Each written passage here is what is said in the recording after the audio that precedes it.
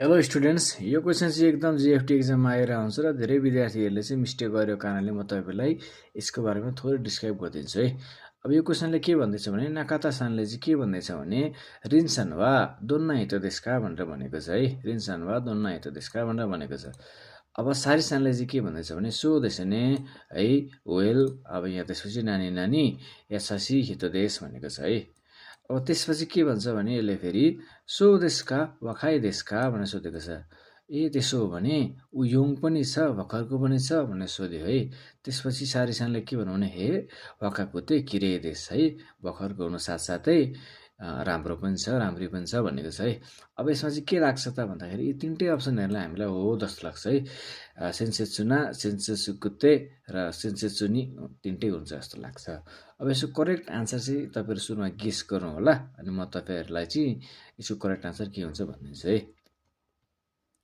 ल यसको correct answer चाहिँ सेन्सेसु दे हुन्छ है।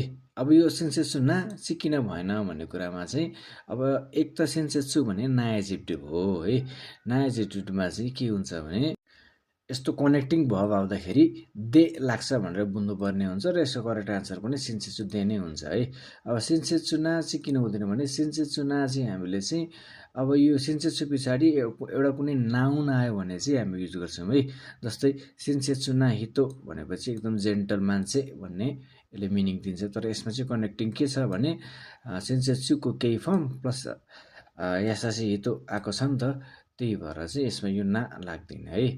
अनि अब सेन्सेसु कुतेहरू पनि लाग्दैन, किनभने त्यो त सेन्सेसु कुते त हाम्रो इएजिटीमा लाग्ने हो, त्यही भएर सेन्सेसु कुतेहरू पनि लाग्दैन। अब त्यो अप्सनमा छैन, त्यही पनि मैले तपाईँहरूलाई भनिदिइराखेँ। अब सेन्सेसु नि चाहिँ किन लाग्दैन, उस्तै उस्तै लाग्छ जस्तो सुनिन्छ है। अब यसको नलाग्ने कारण चाहिँ के हो भने यो एडभर्ब हो है।